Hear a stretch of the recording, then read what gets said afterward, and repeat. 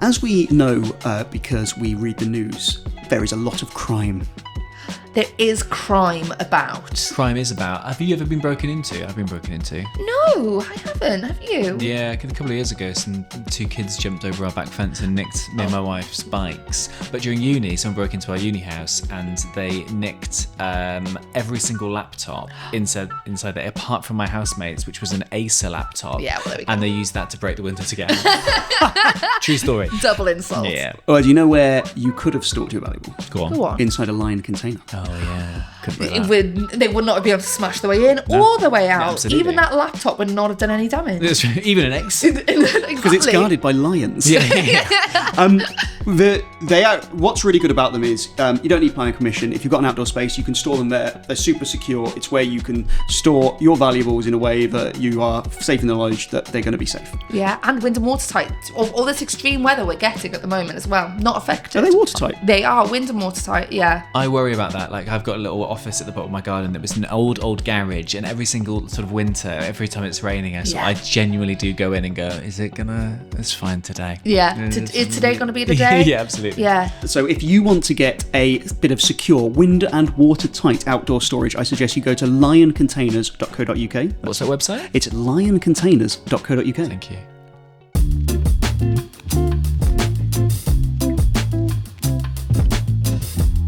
Hello and welcome to another episode of For Wales, See Wales. My name is Robin Morgan. My name is Mel Owen. And I'm Will Hayward. Hello. Hello. You guys are matching and I love this. Very cute. Very bananas in pyjamas. Thank together. you. That is, we're going to do the university freshers circuit as Bananas in Pyjamas DJ set. It's going to be wicked. Just playing Omar Heed on repeat. They'll absolutely love it.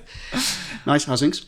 Really good, thank you. Did you have a nice time at Hay after? I did, but I almost died on the way there because no. We cut it out of the main podcast, but we did producer Daryl put a clip out where I made a rather bold claim last week. Yeah. I claimed that I could hold my breath for 2.5 minutes. Yes. It turns out I can hold my breath for 2 minutes and 5 seconds now.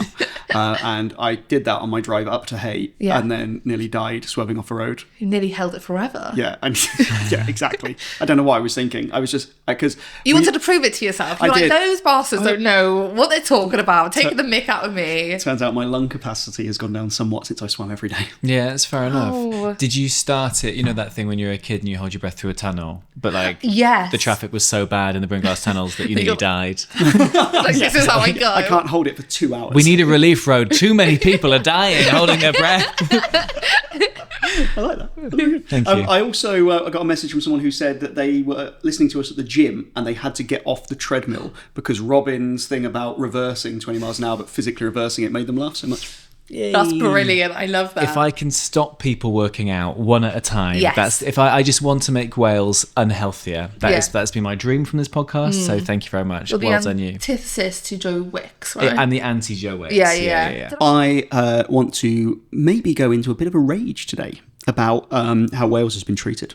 Great. I think I know what this is going to be about, but I purposefully not read too much into it because I wanted to hear it from the horse's mouth, you being that horse. You are a horse. What a polite horse. I'd like to go into a rage now, please. If that's all right. Yeah. May I? Right, let's do it. You may. Okay, so there are two things I want to go into, but the first one, we're going to go back to the old stalwart for Wales, See Wales, and that is talking about rail. Do you remember HS2? How could I forget? The Finders in England and Wales project. Welsh Labour said before they were in power how awful this was, that Wales wasn't getting any money from HS2 when Scotland and Northern Ireland were. But then they got into power and went, oh, actually, we don't want to give that money. Yes. It's only gone and happened again. No. HS3. Return of No IT. way. So basically, this one's even more ridiculous. So a railway line connecting Cambridge and Oxford has been developed. It's billions of pounds are going into it. And Please tell me it's an England-only project. No. So David Chadwick, the Welsh Liberal Democrat MP, asked this question and it transpired that, in fact, it's been listed as an England and Wales project. I love that. I mean, that is such a ballsy move. Like, you could not have chosen the two most English places as well. Cambridge to Oxford via Eton. That is utterly insane. We also established from our previous one on universities that very fucking Welsh students will even be there. Yeah. It's not like they'll even be able to use it when they're there. That's wild. The audacity, I almost have to respect. That they've gone, this is an absolute lie and untruth. Fucking stick it on. Yeah. Put the and Wales sticker on. And what? And what are you going to do about it? Exactly. What are we going to do? Nothing. That's so funny. Red Welsh way. Let's just say that over and over again. Yes, exactly. It's very, very frustrating. And the reason that it can happen automatically, as we've discussed before, is because England and Wales have essentially a unified rail network. So whereas it is fully devolved in Scotland, with Wales, it only happens if the Treasury in England decides to treat it as just an English project. They did it for the Elizabeth line, which I would argue more Welsh people will probably use than the Cambridge to Oxfordshire line. Yeah, especially because it's like connected to Paddington. So if you're getting a train into London from Wales, then... I mean, we're still, this is still clutching at straws, Yeah, but if we really wanted to be generous, yes, I do agree. Thank you. Yeah. Do we know how many stops there are in between Cambridge and Oxford? I don't, off the top of my head, no. That's okay. No, because it doesn't affect you. Yeah, true. Yeah. Why would you? In all fairness. We should learn because you're paying for it well. This decision was made, it wasn't made in the last few weeks, but this is now kind of come out that it's happened. But I think it just underscores how ridiculous the current system is. And there's going to be a kind of reckoning in a couple of weeks. So on the 11th of June, it is the spending review, where Rachel Reeves is going to come out and say, this is where they're going to be allocating money, what the priorities are going to be. Every single government department in Whitehall is basically lobbying to have their project put forward. I know that the Wales office, so that's the Secretary of State for Wales, who's Joe Stevens, have been trying to get something on rail. Whether it will happen, God knows. I'm sceptical that there will be enough, even if they get something to kind of offset HS2. I mean, this really couldn't have come at a worse time for Welsh Labour and UK Labour. No, absolutely not. Like you said, the timing is so appalling. And God, Eluned Morgan right now, I do not envy her at all. There's more though. So, do you remember about a month ago we talked about the national insurance contributions? So Rachel Reeves back in September increased the amount that employers have to pay in national insurance contributions, which is a bit of a nightmare because lots of public sector organisations employ people. So like health boards, councils, stuff like that. So that meant that they had to spend more taxpayers' money paying tax. So that comes out of their budget. So in order to offset this, Rachel Reeves said, okay, I don't do a good Rachel Reeves. I'm not sure she does. She said, don't worry, we are going to refund. We're going to refund all of the public sector organisations that lose out from this. The problem is, because of the way that they did it through the Barnett formula. Because Wales has a proportionally larger public sector to England based on population, Wales actually lost out by about £70 million. Quite a big amount of money. A big amount of money. So just under 1% of the Welsh NHS budget. But Mark Drakeford said, this isn't acceptable. I'm going to speak to the Treasury about this. I'm going to raise it with them. I'm going to tell them that this is not acceptable. Well, he has done that. And he has come back and said... Through song! So he made this point, and now he's come back and said, they're not going to do it. Oh. So in a statement, he said, the UK government has provided 185 million in funding to Wales following the decision to increase national insurance contributions. However, this falls significantly short of the 257 million that it's going to cost the devolved public sector in Wales. This shortfall of more than 70 million is a result of them deciding to use the Barnett formula. The choice that they've got is they make public sector organisation in Wales absorb that loss, or the Welsh government makes it up from their other pots. So they've gone into their reserves, which normally in quite a cash-strapped country, this is now 70 million that is coming out of the Welsh government budget to pay public sector organisations in Wales, because those public sector organisations in Wales have got to pay the Treasury more. England, if you're a public sector body, you will not lose out at all. In Wales, you will.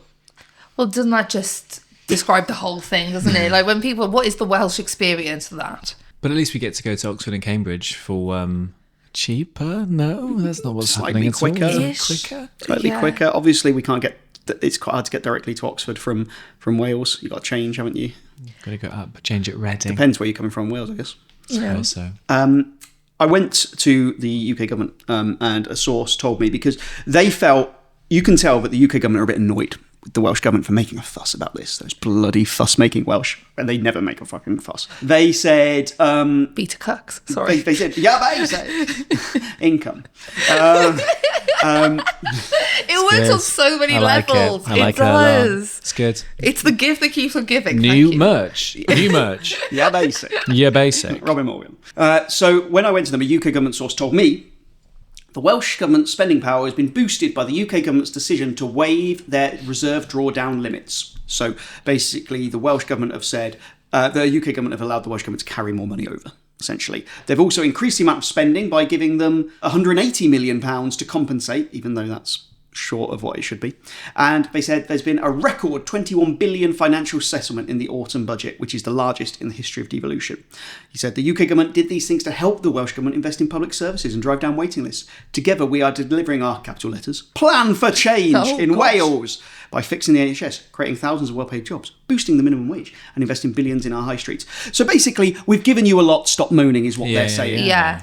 But they're giving the equivalent of what's happening in England minus what they're not making up, which they are making up in England. I mean, this is gaslighting, right? This is like, it's purest form. Do you know what I mean? Like, yes, we've done a bad thing, but look at all these kind of little all right things we've done.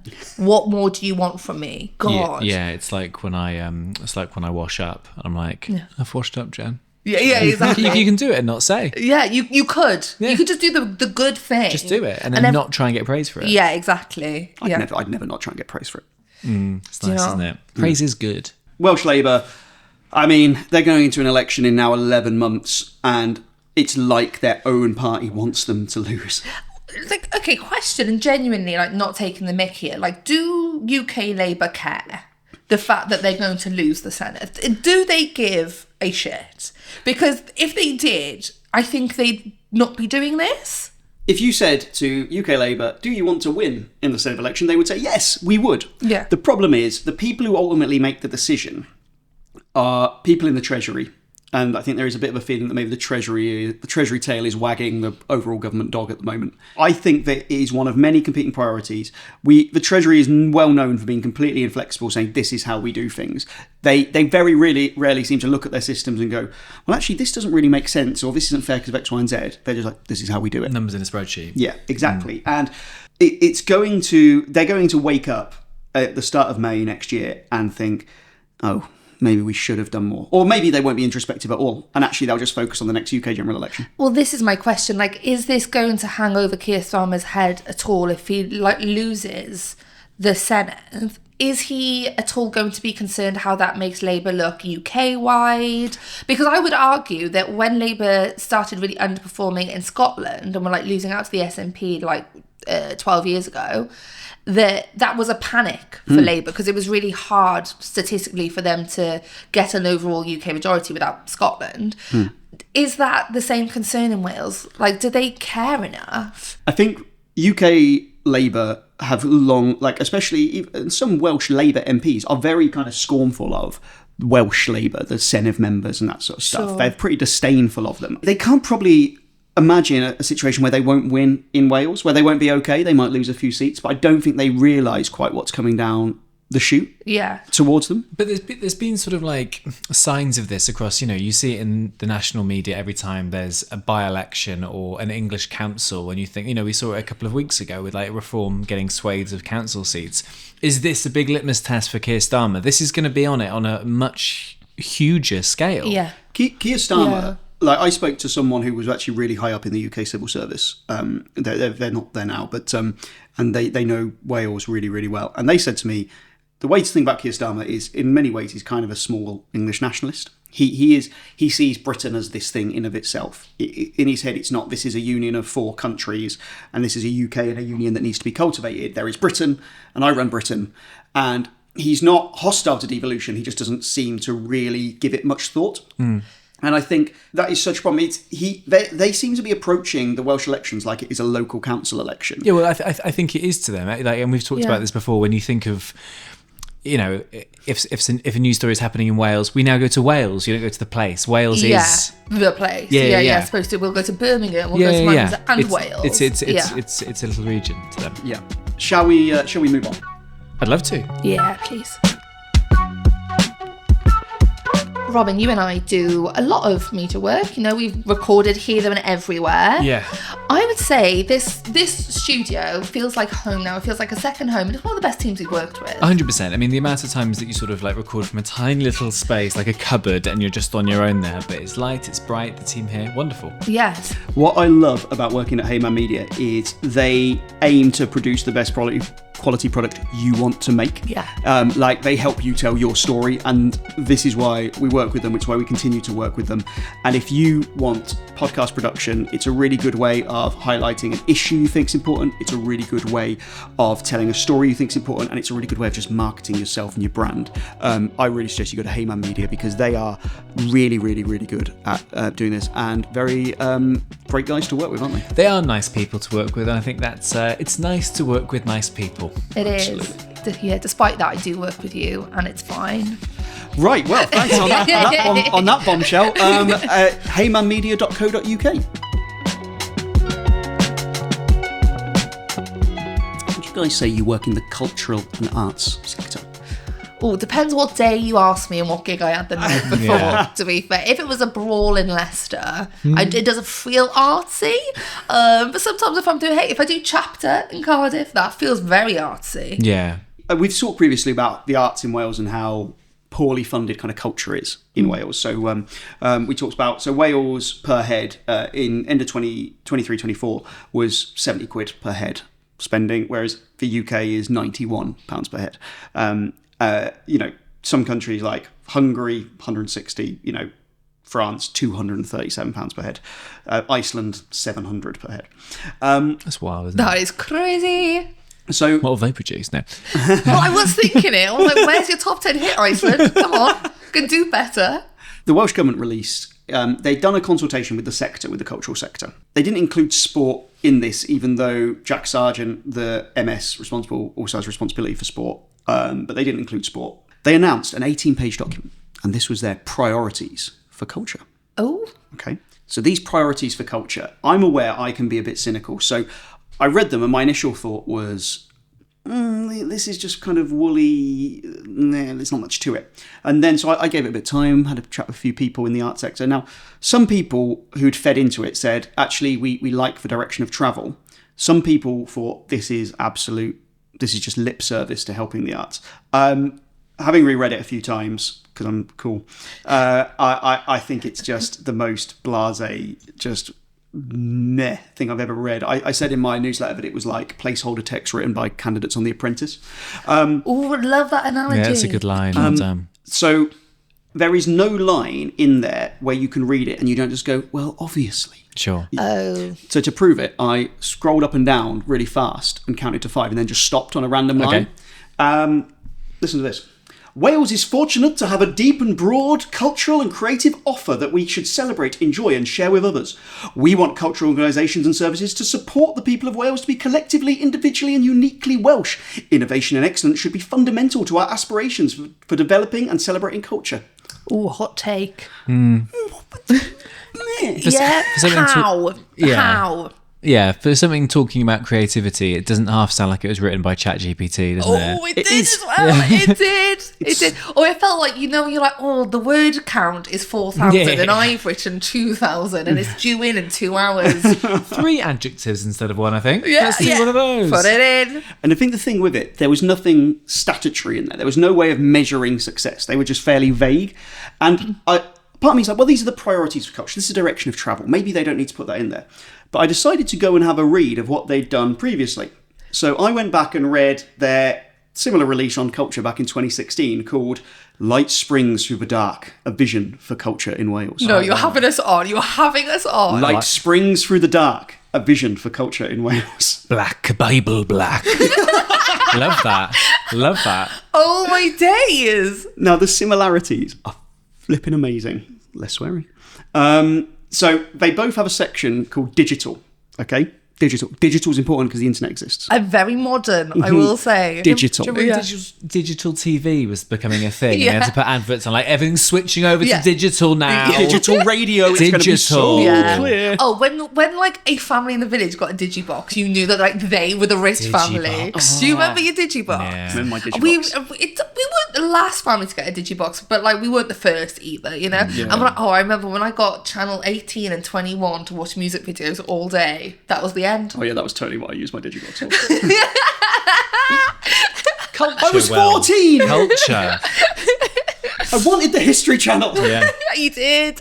Oh, were you at fishing? The fishing channel was big as well. Nah, I'm not. You're not a fishing boy. No. I like Shark Week. I bet you do. Yeah. Shark I like Week. watching them, not catching them. Yeah. Yeah. Have you ever been fishing? Once my uncle, we went fishing where you put it off the edge of the boat and the boat drives, and you like it. Yeah. The fish like grab onto it. That's dredging. And he took my my toy shark. Fuck me. Importantly. He took my toy shark and put it on the hook and threw it out, and then was like, "Oh, you've got something." And then I wheeled it in, and I was like, oh, "I've got a toy exactly like this. That is so weird." And my mum was like losing her mind because this was like my favourite toy. Oh, that is actually a very sad story. He listens to this. How you doing, John? Was the toy okay? Yeah. It was fine. It was Did it fine. dry down It's got the a massive radiator? hole inside. It's cheap, Yeah. That's very not okay. I quite like Are you it. all right? I'm fine. Yeah. Yeah. John, Okay. I like it. I just held my breath for 2.5 minutes and swam around. So the section digital. In 2016, Sorry, so modern. Oh, you know what's giving as well? Sorry, we will get onto it, but importantly, it's giving. They've gone like, shit, what's modern? And it's a bit like, so digital. And I guarantee if I had photos on the front, there was a brown person in it. I guarantee, bet. there was actually, I've got the report here. There was, like, they had dropped in like a lot of generic artsy photos. Yes, yeah. Like a school prospectus. Yeah. Yeah. I was a star in my school prospectus in my secondary school. To the front, please. Yeah. Mel, come on down. I know you don't play cricket with the boys, but come on. Down you come in your whites, come on. Me there holding a bat. Like, It'll make you pop. Yeah. Making new friends. Cricket. is it a lie? No. So the aim in 2016, they said, we need to encourage the cultural sector to be more proactive in pursuing new forms of income and developing and exploiting digital technology.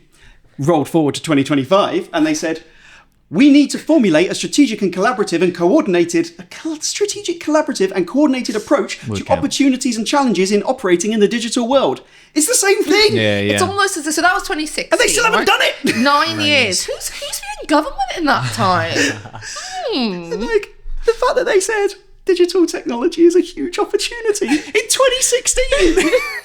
MySpace died 8 years ago. Yeah, the ship has sailed. But in 2016, they at least had a section which had a bit of accountability. It was called, What More Needs to Be Done? How Can We Monitor Progress? And into that section called Monitoring and Evaluation, they said, it will be important to monitor and evaluate the progress being made in implementing the goals in this statement. Almost by definition, some cultural activities and their outcomes will be difficult to measure objectively. Nonetheless, we recognise the need to improve the evidence base on effective cultural interventions, especially when they contribute to key policy areas such as health, education, the economy. Good. They realise that they need to measure whether their policies work. Yeah, great. Roll forward to 2025. Nothing at all. Interesting. So Nothing at all. I was really hoping you're like, here's a graph, here's something they've measured. No.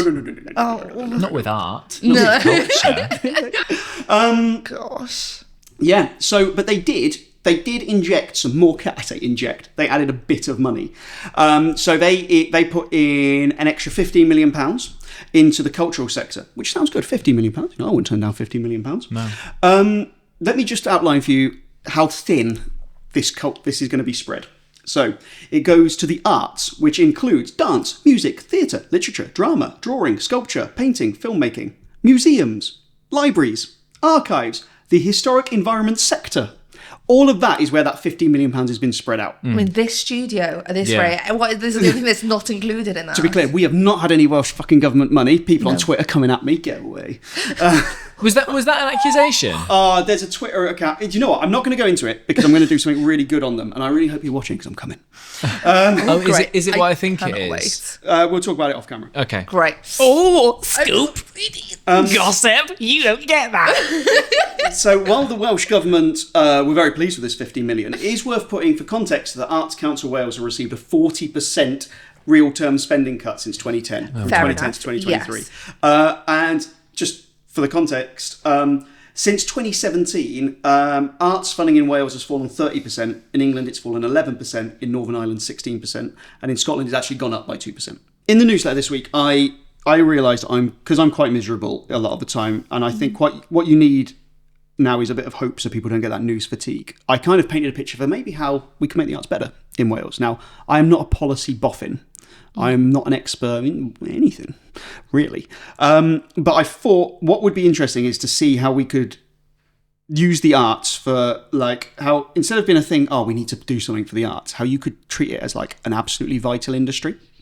So, can I talk to you about instruments? Do either of you guys play instruments? I play the piano. You play the piano? Yeah. I play a couple of instruments. You play bass in... Bass guitar and Black Despondency. Yeah. Shout out to the boys. Collaborated with 69. Yeah. I play a few things. What else? Bit of piano. Bit of drums. Bit of drums, nice. What do you play? You've got a trumpet vibe.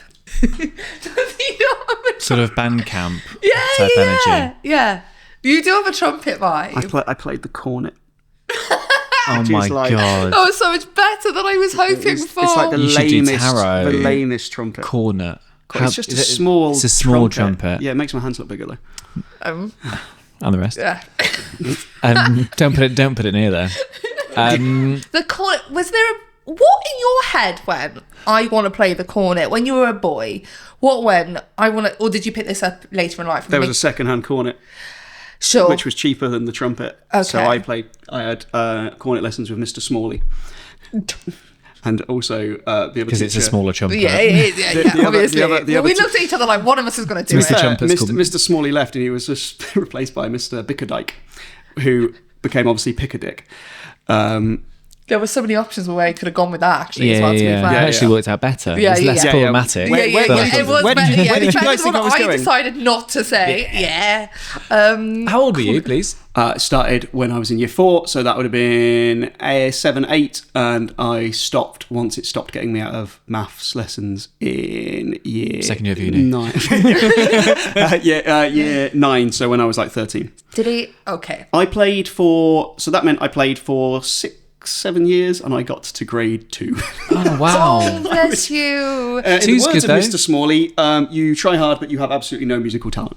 Oh, but I played violin for 4 years, and I mean I was terrible to the point where my parents would like bring me out as after dinner entertainment if they had people over or family to be like, look how bad this is. Genuinely, yeah. So your yeah. party trick was being shit. Being so bad at the and I genuinely like have such vivid memories, and my mum and dad will be listening to this, and they should be crying of like their shoulders going up and down, like tears streaming out their eyes, trying not to laugh at how bad it was. Why do you think you became a comedian? I don't know. Well, yeah, exactly.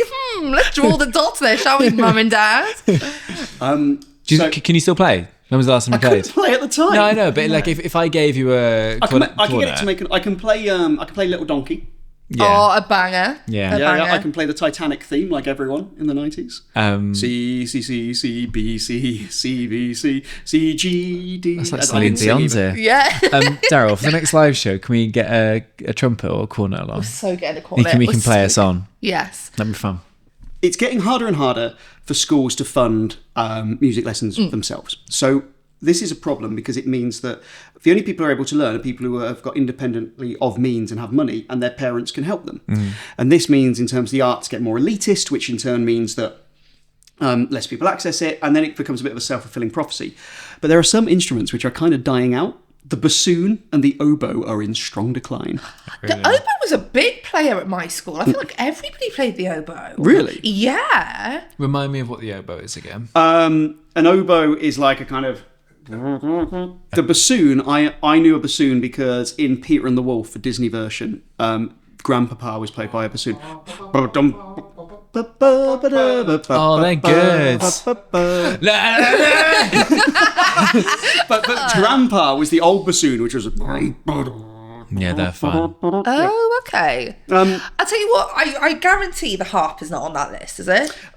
I don't know. I haven't got the full list. I was at a Steddfod last week. Everyone I'm telling you, playing it's not dying out. There were huge signs. There were like these little kids dragging their harps across the fields. And I've been really thinking lately how much I'd like to be a mum, and a Steddfod really cured me of that. To be honest with you, I thought I'm not spending my Fridays dragging a harp across a field for a kid who doesn't want to play it, you know?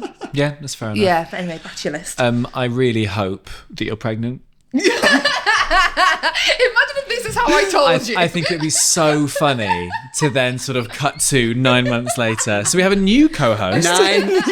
9 months later. Yeah. And it will not play the harp. Things like the piano and the guitar are doing really well. Yeah. Musical theatre, like acting, doing really well. But there's certain instruments which are doing really, which aren't just not, people aren't taking them up. This is bad for lots of reasons. But what I think is interesting is we talk about the arts being elitist, but actually I think in Wales we should focus on making our arts elite, not elitist, elite, because ultimately, like, we talk about floating offshore wind, don't we, and how this is going to bring jobs to Wales, good, well-paid jobs.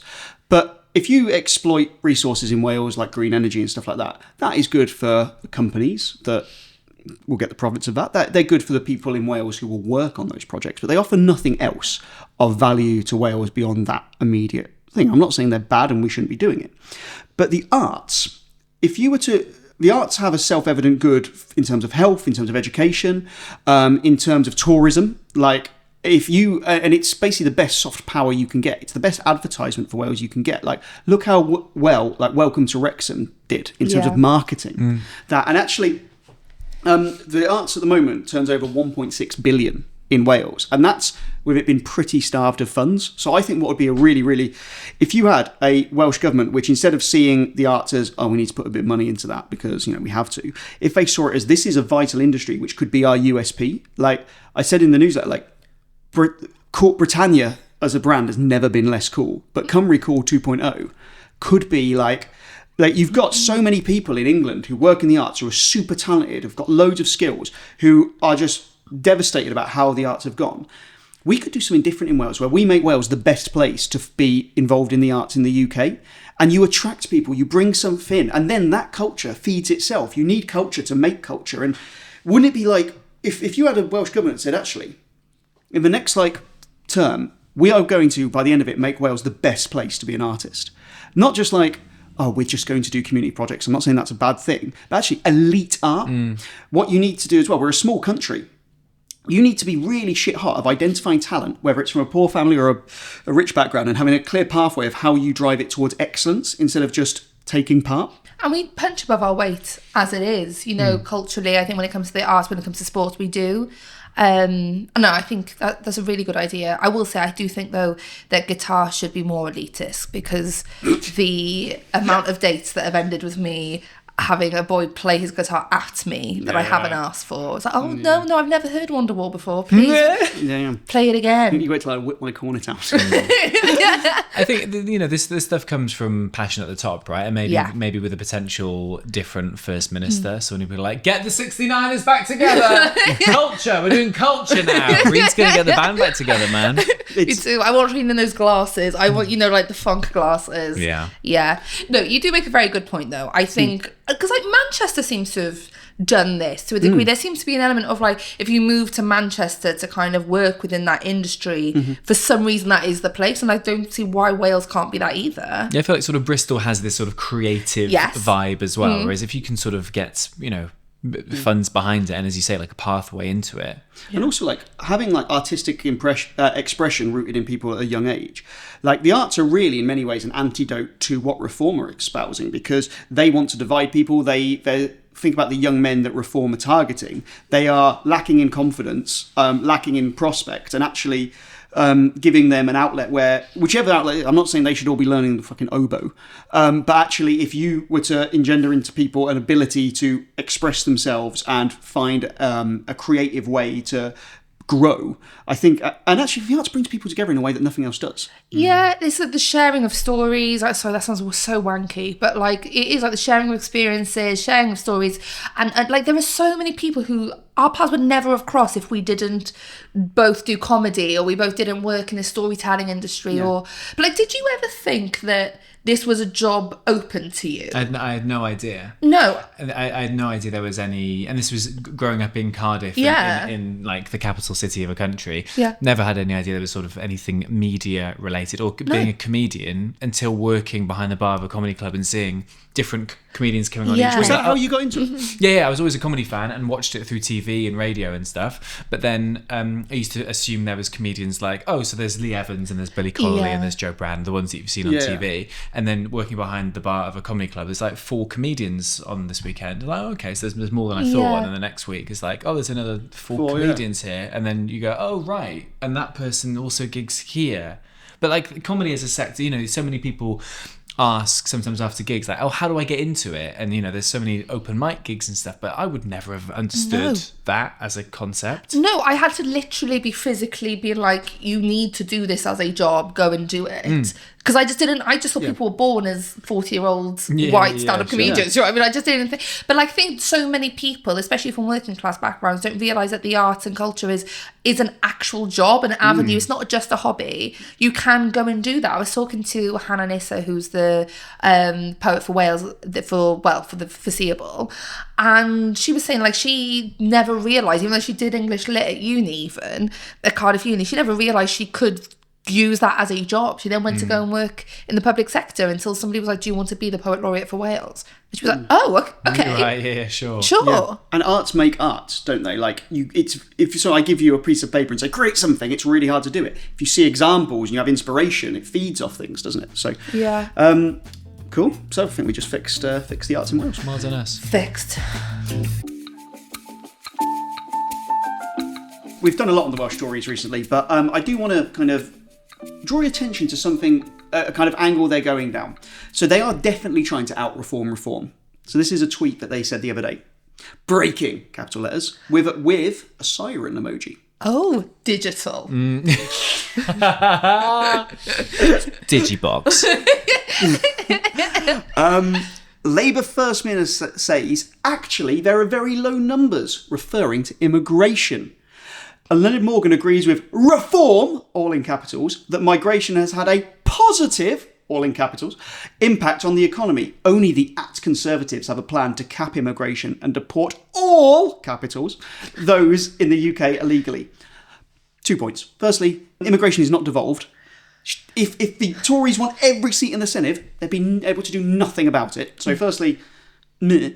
The other thing to say is 38% of Welsh consultants in the Welsh NHS were born outside of the UK. Yeah. 38%. Have you seen this woman? She's saying immigration's been positive. I mean, fuck me. There is an absolute conversation to be had about immigration and community cohesion and how we make immigration work in a way that works for Wales and works for the people who are coming in.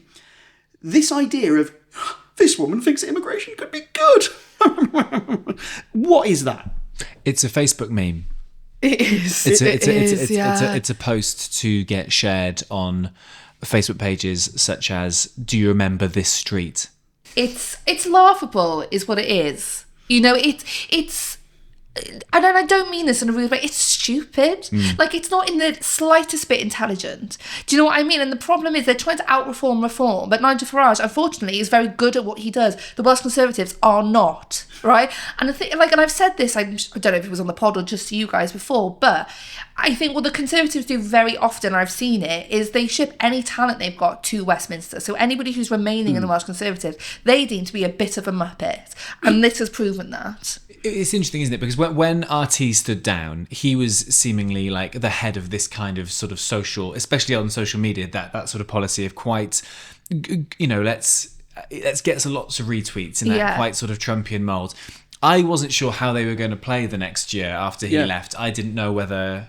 Are they going to be more? Are they going to try and hold that centre? Yeah, because there's a huge gap. And this doesn't feel very Darren Miller. Not that I know him, but it's interesting, isn't it? That this was on the main Welsh Conservatives. It was following an exchange that Darren Miller had with Leonard Morgan in FMQs.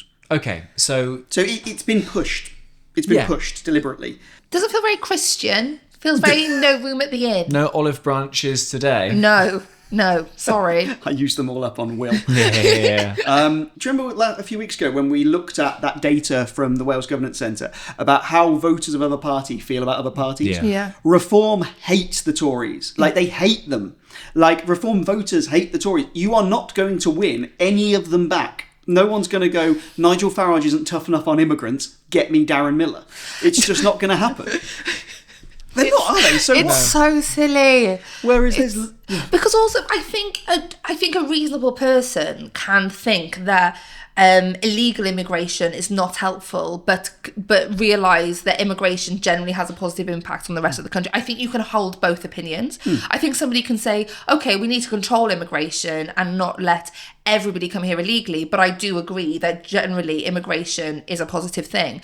I feel like surely that's the reasonable man here. What the far right are trying to do in the UK and in the wider world is shift that window of what is acceptable.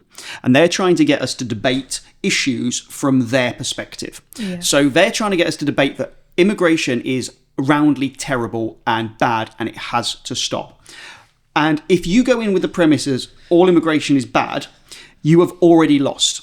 Because you are debating stuff from their perspective. I don't want to labour this point too much now, but the far right are such wolves in sheep's clothing in terms of they really care about kids when it comes to grooming gangs, but only when it's like Muslim grooming gangs. They care about kids who aren't born yet as well. Nigel Farage this week, women need to have more kids. Not with you, pal. Sorry. Did he say that? Yeah. Oh, really? Really going down that Elon Musk sort of... Mm-hmm. Wow. Well, he cares deeply about women in a trans context, but don't hear him calling for increased funding for courts so that rape victims get heard more quickly. Yeah, I think Nigel Farage needs to keep away from people's uteri. Uteruses? Uteri. What do we think the plural for uterus is? I should really know, shouldn't I? But I think it would be uteruses. Uteruses. Should I find out? Yeah. Uteruses. This is gold content. No uterus, no opinion, unless you're the one Googling it. Thank you to the man here Googling it for me. The first suggestion is uteruses or uteri. Should we find out? But, I mean, Come on. how Lib Dem is the answer? Both are correct. Oh, no. You don't get a medal for trying. Well done, everybody. Yeah, well done. We all did that. What a nice message of hope to end on. Both are correct. Lots of things can be true at the same time. Good night. Sleep tight. Bye, everyone. Credits roll over Robin waving at the camera.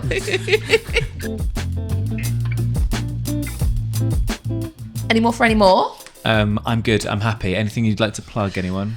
No, actually, which is quite worrying. Do I have no work coming up? Yeah. No, that's not true. If you happen to be in Exeter this Saturday, You're I'm Comedy doing. Festival? Yes, are you going to be there? I'm not going to be there. What festival? Exeter Comedy Festival. Okay. I am doing melodrama at 7 p.m.